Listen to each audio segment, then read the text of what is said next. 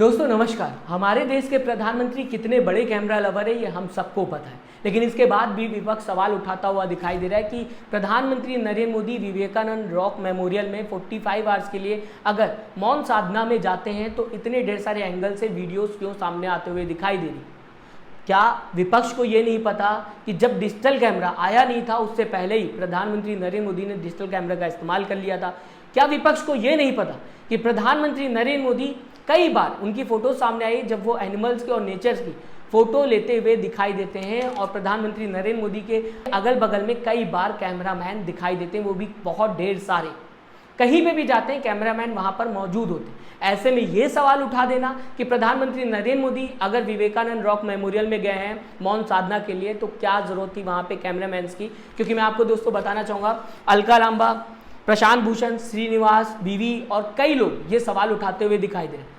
सवाल ये भी उठता हुआ दिखाई दे रहा है कि प्रधानमंत्री नरेंद्र मोदी आचार संहिता का उल्लंघन कर रहे हैं, क्योंकि प्रधानमंत्री एक तरफ विवेकानंद रॉक मेमोरियल से वीडियोस बना के अपने सोशल मीडिया पे डाल रहे हैं और वहां से मेन स्ट्रीम मीडिया जनता को बताने की कोशिश करी प्रधानमंत्री नरेंद्र मोदी का इनडायरेक्टली प्रचार होता हुआ दिखाई दे रहा है। तो एडवर्टाइजमेंट प्रधानमंत्री का और बीजेपी का हो रहा है, आचार संहिता का उल्लंघन होता हुआ तो दिखाई दे रहा है। लेकिन ये सवाल उठा देना कि प्रधानमंत्री नरेंद्र मोदी अगर मौन साधना में गए हैं तो वहां पर कैमरामैन की क्या जरूरत थी? तो आपको ये तस्वीरें याद होंगी, आपको पता होगा कि प्रधानमंत्री नरेंद्र मोदी ने न्यूज़ नेशन में इंटरव्यू देते समय ये बात कही थी कि 1987 या 1988 के बीच में उन्होंने डिजिटल कैमरे का इस्तेमाल किया था, जबकि दुनिया भर के सामने डिजिटल कैमरा 1990 में आया था, पहला डिजिटल कैमरा, और उससे पहले ही प्रधानमंत्री ने इस्तेमाल कर लिया था। साथ ही साथ कई तस्वीरें देखी गई हैं प्रधानमंत्री की कैमरे के साथ जब वो कैमरे से फोटो खींचते हुए दिखाई देते हैं। इसके बाद भी आपको शक है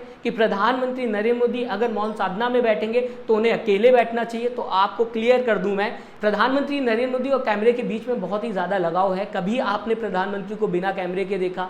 हालांकि आचार संहिता को लेकर आप सवाल उठा सकते हैं, लेकिन ये सवाल उठाना कि प्रधानमंत्री नरेंद्र मोदी के पास कैमरा ना हो, कुछ सेकंड की वीडियो में 9 बार एंगल चेंज किया गया वीडियो के अंदर, यानी कि 9 डिफरेंट एंगल से वीडियोस बनाई गई हैं कुछ सेकंड के अंदर। इसे लेकर विपक्ष लगातार सवाल पूछता हुआ दिखाई दे रहा है, ये भी कहता हुआ दिखाई दे रहा है कि आचार संहिता का उल्लंघन। अब प्रधानमंत्री नरेंद्र मोदी वहाँ पर गए हैं, कई वीडियोस और सामने आएंगी, मेन स्ट्रीम मीडिया आपको खबर बताएगी, इनडायरेक्टली बीजेपी का प्रचार होगा, प्रधानमंत्री नरेंद्र मोदी का प्रचार होगा। इस पे सवाल उठता हुआ दिखाई दे रहा है। सोशल मीडिया पे ये भी कहा जा रहा है, मैंने जैसा भी आपको बताया, कि आचार संहिता का उल्लंघन हो रहा है। आप किस तरीके से दोस्तों देखते हैं?